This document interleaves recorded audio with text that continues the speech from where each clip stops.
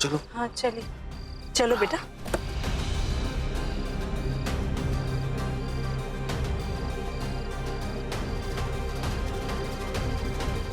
रुक जाइए उपमन्यु बाबू। बस उपमन्यु बाबू, वहीं रुक जाइए। अब आप लोग हमारे मोहल्ले में नहीं रह सकते। क्यों? हम लोगों को सब पता चल गया है कि आपके बेटे ने उस लड़की के साथ क्या किया है। हमारा बेटा कुछ नहीं किया, वो एकदम निर्दोष है। कुछ नहीं किया? तो वो लड़की कैसे मर गई? हम लोगों ने टीवी में सब देख लिया है। हाँ हाँ, सब देखा है न्यूज में। इसी के बारे में बता रहे थे। ऐसे लड़के को तो बीच चौराहे पे फांसी पे लटका के मार देना चाहिए। आप लोग ये क्या बोल रहे हैं? मेरे हर्ष ने कुछ भी नहीं किया है। इस पे झूठा इल्जाम लगाया जा रहा है। अच्छा, आपका दामाद खुद इसके खिलाफ गवाही दे रहा है, तो क्या वो झूठ बोल रहा है? भाइयों, ये अपने बेटे को बचा रही है। तो हमें भी अपनी बहू बेटियों को बचाना चाहिए। निकालो इन्हें यहाँ से बाहर। निकालो बाहर इनको। आप ये सब क्या बोले जा रहे हो? हम हमारा सामान लेकर कहाँ जाएंगे? अरे वहीं जाओ जहाँ तुम जैसे लोग रहते हैं। ये शरीफों का मोहल्ला है। अब हमारे बीच तुम लोग नहीं रह सकते। नहीं रह सकते, निकालो इनको बाहर। अब यहाँ से सीधे सीधे निकल जाओ, वरना धक्के मार के बाहर निकालेंगे। जबान संभाल के बात करो, आपने समझा? जबान संभाल के बात करो। याद है ना किससे बात कर रहे हो तुम? और ये सब जो न्यूज में चल रहा है सब झूठ है, र्यूमर है, समझा? और क्या बोला तुम? हमको घर से निकालेगा? ये घर हमारा है, इस घर से हमको कोई नहीं निकाल सकता। अरे हिम्मत है किसी में तो निकाल के दिखाओ हमको। भाइयों, ये लोग ऐसे नहीं मानेंगे। धक्के मार के निकालो इनको यहाँ से।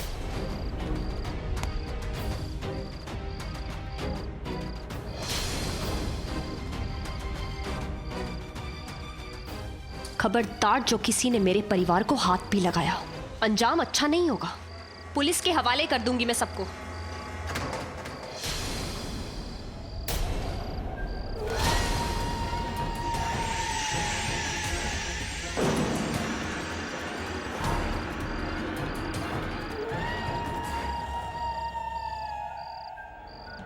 तुम लोग होते कौन हो मेरे दादा को सजा सुनाने वाले? मुझे कानून पे पूरा भरोसा है। मैं जानती हूँ मेरे दादा ने कुछ नहीं किया, तो अगर उन्हें कोई सजा मिलेगी भी तो ये फैसला कोर्ट करेगा। आप लोग कोई नहीं होते, ना हमें यहाँ से निकालने वाले और ना ही मेरे दादा के खिलाफ कोई फैसला सुनाने वाले। कल तक तो आप लोग ये कहते थे कि मेरे दादा कलयुग के राम हैं, फिर आज वो आप सबके लिए रावण कैसे हो गए? बोलिए। मेरे दादा तो आप लोगों के सुख दुख में आपके साथ खड़े हुए हैं, वो भी तब जब आप लोगों के खुद के बच्चों ने आप लोगों को नहीं पूछा। और आज आप लोग मेरे दादा को यहाँ से निकालने पे उतारू हो गए। यही सिला दे रहे हैं आप लोग मेरे दादा की अच्छाइयों का। अरे तुम लोगों की भलाई तो न्यूज में दिख रही है। अच्छा, तुम्हें अगर वो सच लगता है ना तो उसे ही सच मानो, मत रखो हमसे कोई वास्ता। मैं आज नहीं तो कल सारी सच्चाई दुनिया के सामने लाकर रहूंगी, फिर उसे भी देख लेना तुम लोग टीवी पे।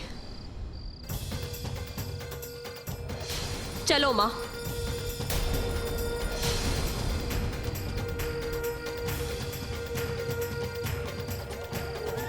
इतना सब कुछ होने के बाद भी ये सब साथ कैसे? इस मानवी ने आके सब संभाल लिया, पर हर बार ऐसा नहीं कर पाएगी। वो लोग हर्ष को नहीं जानते क्या? हर्ष ऐसे कभी नहीं कर सकता। माँ रोइए मत, हम सच सामने लेकर आएंगे। दादा को कुछ नहीं होगा माँ, मैं दादा को कभी कुछ नहीं होने दूंगी। तुम हिम्मत मत हारो। आज तक हम लोग हर मुश्किल का सामना किया, इसका भी करेगा, डट के करेगा। दादा, दादा, आप चलिए अंदर, चलिए आराम कीजिए अंदर जाके। चलिए दादा। जल्द ही तुम्हारी ये सारी चिंताएं तुम्हारे साथ ही मिटने वाली हैं। साहब, माफ कीजिएगा आपको परेशान किया। वो सोनाली मैडम के सर में बहुत दर्द हो रहा है, तो दवाई चाहिए थी।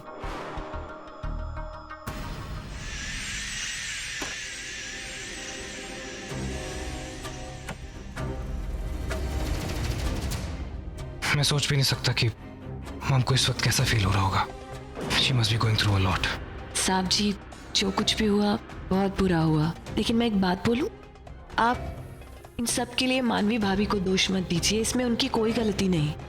हो सके तो हर्ष जी को भी माफ कर दीजिए। राहुल, अगर तुम्हें मेरी या मेरे घर वालों की बुराई ही करनी है तो मेरे मुंह पे करो ना, पीठ पीछे नौकरों से गॉसिप करने की क्या जरूरत है? I'm sorry, मेरे घर में अभी किसी ने अपनी जान दी है, खुदकुशी की है। आई डोंट थिंक हमारे यहाँ पे रिवाज है गॉसिप करने का, स्पेशली जब ऐसी कोई हरकत होती है। So please.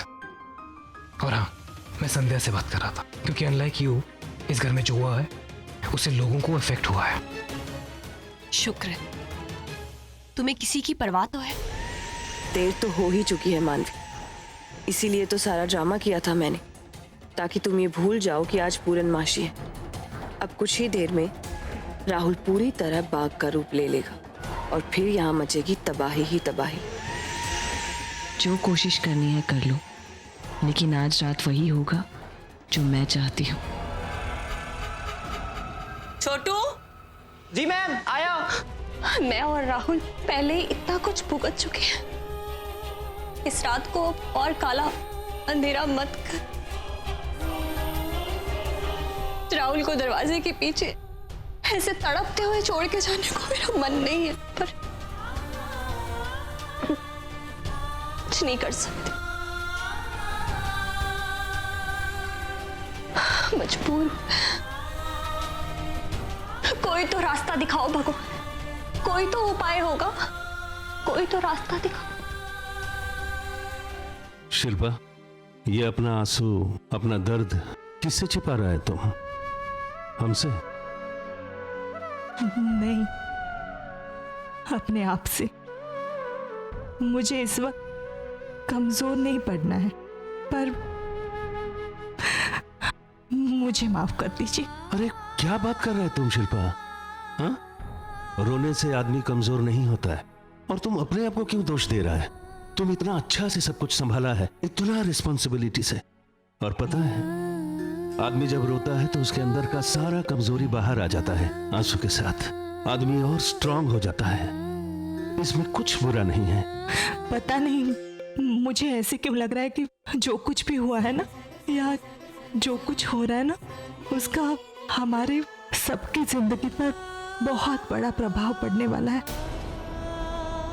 हर्ष तो भुगत ही रहा है, हाँ, पर मुझे डर है कि कहीं मानवी और राहुल, उनके रिश्ते में ना दरार पड़े। काश मैं तुम्हें ये बता पाता कि मैं भी तुम्हें चाहने लगा था। तुम्हें तकलीफ पहुंचाने के बारे में मैं सोच भी नहीं सकता था। मैं तुम्हें खुश रखना चाहता था।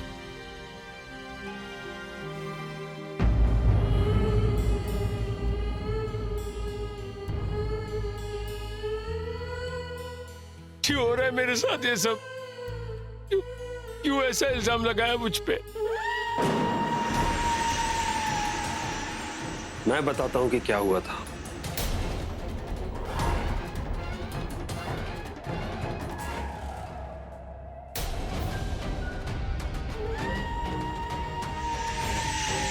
कौन हो तुम?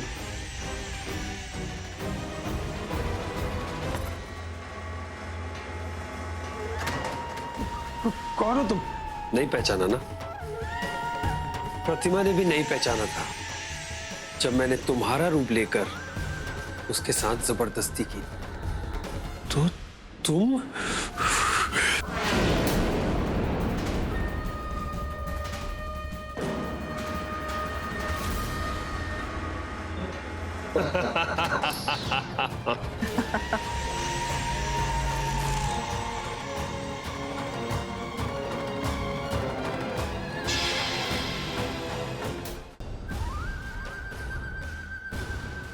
ये था मेरे युगांत के खिलाफ बोलने का नतीजा।